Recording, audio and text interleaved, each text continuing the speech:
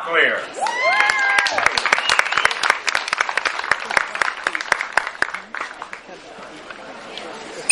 Good evening, folks.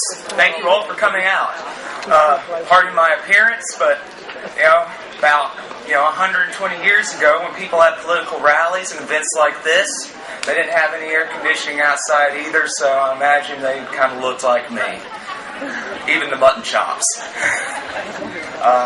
What I'd like to talk to you folks about tonight is a movement from around 120 years ago, the late 19th century, that greatly mirrors our cause and our convictions that have brought us all together here tonight from all the various counties around the West Georgia area.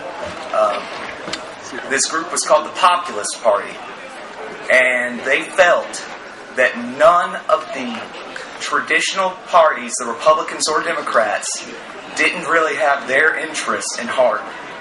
And I think that is a situation that is very much true in our current political landscape. One major leader of the Populists was actually a Georgian by the name of Thomas E. Watson. He was a God-fearing man who believed in the principles of Thomas Jefferson and the Founding Fathers. And he believed that the political parties that were present in his day had veered away and forgotten the principles of liberty and individual freedom that our beloved country was founded upon. Folks, we use a lot of the same rhetoric. We use a lot of quotations of Jefferson, Madison, Monroe, all the great statesmen that made this country a great place to live. I feel that rhetoric is as important today as it was back then. There's a lot of rhetoric being thrown around against us. Apparently, we're all racists, according to the NAACP. The political parties in the 19th century did the same thing. They played the race card to divide people and keep people from cooperating with each other across class or racial lines to serve their own best interests. The politicians told Republicans in the West that if they voted with Democrats, that they would end up with another civil war, rebellion rampant. And they told the Democrats here in the South that if they cooperated with the blacks, who they were all in the same economic condition, really, that you would end up with black superiority. And they use these types of fears, this fear-mongering and this rhetoric, to keep people blind to the fact that cooperation is what will help us create policy that is beneficial for the people who produce, the people who work, the people who create jobs, small business owners. Back in that day, the main producers here in the state of Georgia were tenant farmers. They were general merchandise store owners. They were people who published newspapers. And, the Populist Party, they had a good run. Ultimately, though, Watson was defeated for his presidential bid in 1896. But the true believers didn't give up hope. And what I want to impress upon this crowd tonight is that our job doesn't end in November. It is about more than that. We have to keep on going. And I have just a few names of people who's continued to support Tom Watson and the ideals of the Populist Party after it ceased to be a national entity as a political party. And you'd be surprised. Our local people here in Haralson and Paulding and Carroll counties were huge supporters of this movement that wanted the government to actually be aware of the interests of the common man and not the banks and giant corporations, but actually to give power and liberty to the working people. People like Jonathan B. R. Brown. He was the clerk for the Haralson County Superior Court in the early 20th century. He voluntarily gave information to Thomas Watson to put into his publication, The Jeffersonian, which exposed wasteful government spending to paying salaries of tax assessors who wanted to raise people's property taxes when they were barely surviving off the crops they could grow and the land they had.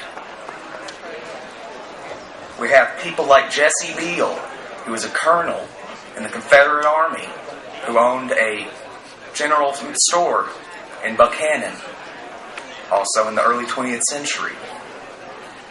He asked Mr. Watson via letter in 1906 to send him some newspaper clippings from Mr. Watson had blasted the only Democratic president between the 1912 and the Civil War, Grover Cleveland.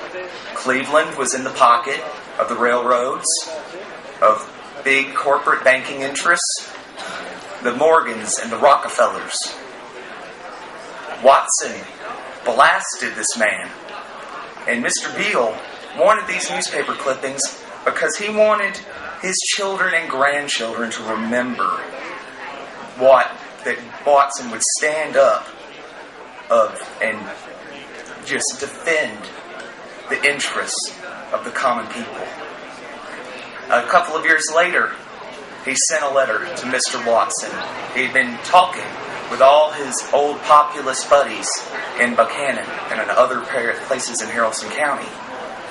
And he wrote a letter on behalf of, quote, nearly all the old populists, virtually begging Mr. Watson to run for president the next election because they believed still in the ideals of Jefferson and our founding fathers, that we control the government, not the other way around. Now, a minute ago I touched upon cooperation, not just between classes and between ethnic groups, but also between people from different geographic locations.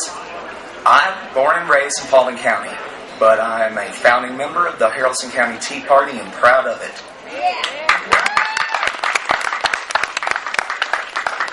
Even though we have lines drawn on a map, even though we vote for different local officials, we have the same basic interests. We all want to raise a family. We all want economic security. We all want to rein in this out-of-control government. There were two papers in Paulding County in the 19th century during the populist era. One was the Paulding New Era, which has become the Dallas New Era. They towed the party line and voted the way Granddaddy and Daddy shot, and towed the Democratic Party line like was expected.